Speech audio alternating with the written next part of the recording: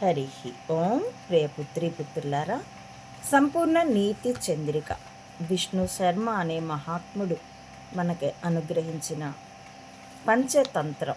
ఇందులో నుంచి మొదటి తంత్రం మిత్రలాభం గురించి మీకు కథ సెకండరీ అంశంగా ప్రాధాన్యత అందు చెప్పబడినటువంటి నీతి, ఇంగిత జ్ఞానాన్ని, వ్యవహార జ్ఞానాన్ని, నేర్చుకునే తత్వాన్ని మనకి నేర్పించేటటువంటి ఈ పంచతంత్రం గురించి మీతో వరుస వీడియోలు పంచుకుంటూ వస్తున్నానండి. ఇప్పుడు కొనసాగిస్తున్నాను. క్రిందటి వీడియోలో చూడాకర్ణుడు అనేటటువంటి భిక్షకుడు, అతడి యొక్క నివాసంలో ఎలుక అతడి భిక్ష తెచ్చుకున్న దాన్ని తింటూ ఉన్న కారణంగా ఇది హిరణ్యకుడు అనేటటువంటి ఎలుక యొక్క ఫ్లాష్ బ్యాక్, గతం. అందులో వీణాకర్ణుణ్ణి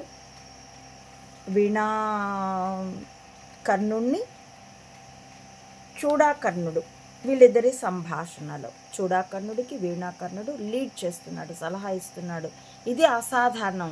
ఎక్కడి ఎలుక 3 అడుగులు ఎత్తు ఎగరగలదు, 6 అడుగులకు పైన ఎగిరి చిలక కొయ్యకు తగిలించి ఉంచున్నటువంటి భిక్షాపాత్రలోంచి ఆహారాన్ని దొంగిలిస్తుందంటే ఇందులోకి ఏదో నిమిత్తం ఉండి ఉండవలేను. నా అనుభవం ఒకటి చెప్తాను చూడు అంటూ ఒక బ్రాహ్మణ దంపతులు నువ్వులు, ఆవిడ బ్రాహ్మణి నువ్వులు దంచి కడిగి నువ్వుల్ని నువ్వు పప్పుగా చేసి ఆరబోసింది. ఇప్పుడు ఏమైంది అన్నది కొనసాగిస్తున్నాను. అంతటా ఒక కోడి వచ్చి ఆ తిలలు కాళ్లతో చీరి చల్లులాడాను. అది బ్రాహ్మణుడు చూసి, ఈ నువ్వులు అంటుపడ్డవి, బ్రాహ్మణ భోజనమునకు పనికిరావు, కాబట్టి ఇవి కొనిపోయి మార్చుకుని రమ్మని చెప్పాను. తదనంతరం ఆ బ్రాహ్మణి మరునాడు నేను భిక్షార్థము పోయి ఉన్న ఇంటిలో గిటికి వచ్చి, ఈ నువ్వు పప్పు పుచ్చుకొని నువ్వులిచ్చెదరా అని ఆ ఇంటి వారిని అడిగాను. ఆ ఇంటి పారుత ఆ మాట విని మిక్కిలి సంతోషపడి చేటలో నువ్వులు తీపోసుకుని వచ్చి మాటలాడుచుండగా ఆమె భర్త వచ్చి, ఏమి బేరమాడుచున్నావని అడిగాను. ఆమె చెప్పాను, చేరెడు నువ్వులిచ్చి దంచిన నువ్వులు పుచ్చుకొనుచున్నానని ఆమె చెప్పాను. ఇంత ఆ బియ్యం నువ్వులు ఆవిడ దంచి కడిగి పప్పు చేసి ఆరబోసింది. కోడి వచ్చి వాటిని చెలిగి, ఆ తిలలు నువ్వులకి మరో పర్యాయం, వాటిని కాళ్ళతో చీరి చల్లి పారేసింది. అది బ్రాహ్మణుడు చూశాడు. చూసి, ఈ నువ్వులు అంటుపడ్డాయి, బ్రాహ్మణ భోజనానికి పనికిరావు, కాబట్టి ఎవరికైనా ఇచ్చి మార్చుకునిరా అని చెప్పాడు. తనకి పనికి రావు, కానీ ఆ దోషం దాచిపెట్టేసి వాటిని ఇంకెవరి నెత్తినైనా వేసి, ఇది చేసేదేమో పుణ్యకర్మ, ఆ పుణ్యంలో ఉండేదంతా ఈ కపటం. హృదయంలో లేకపోతే కేవలం పుణ్యాసక్తి ఇలాంటి పాపాల వైపుకే తీసుకెళ్తుంది. పుణ్యం అనుకుంటూ చేస్తాము, కానీ దాని వెనక పాపాలు చేస్తాం. అందుకే నిష్కామ కర్మ చెప్తుంది శాస్త్రం మనకి. కాబట్టి ఇతడు ఇవి అంటుపడ్డాయి, తీసుకెళ్ళి ఎవరికైనా ఇచ్చి మార్చుకొని రమ్మన్నాడు. ఆవిడ అవి తీసుకొని ఆ పని చేయడానికి మొదలుపెట్టింది. మర్నాడు ఆ మార్చుకునే పని మొదలుపెట్టింది. ఆవిడ మర్నాడు వెళ్ళిన చోటుకి ఈ వీణాకర్ణుడు వెళ్ళి భిక్ష కోసం అక్కడికి వెళ్ళి ఆ ఎదురు చెట్టు కింద అక్కడ ఉన్నాడు.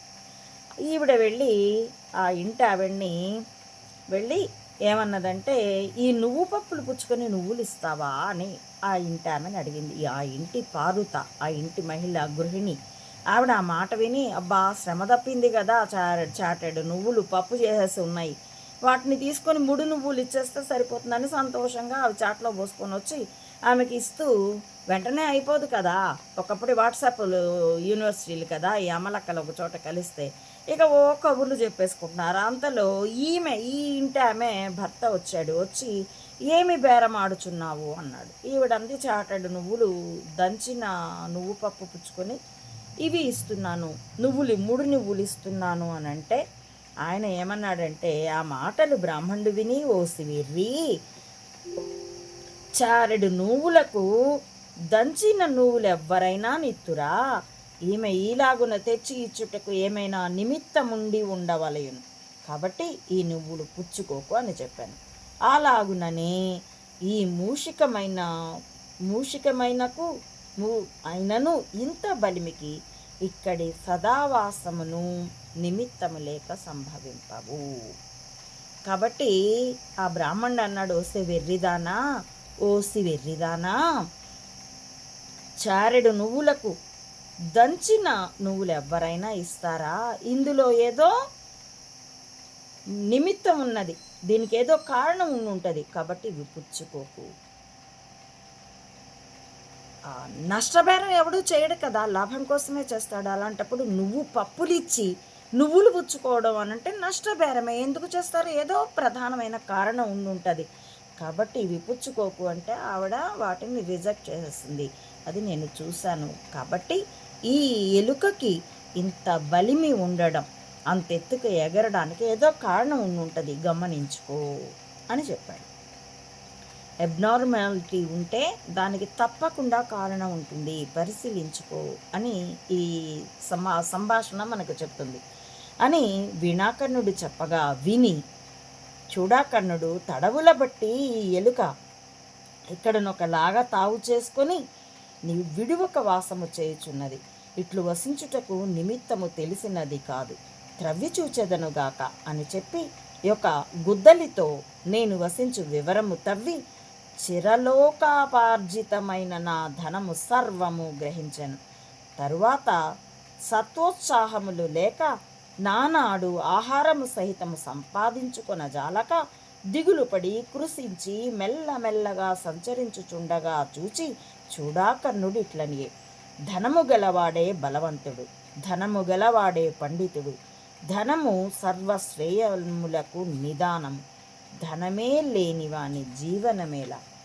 ఈ మూషికము తన ధనము కోల్పోయి కదా తొంటి జవసత్వములు స్వజాతి సామ్యమును పొందెను, అర్ధపరిహీనునకు నిరంతరము ఖేదము సంభవించును, నిరంతర ఖేదము వలన బుద్ధిహీనత్వము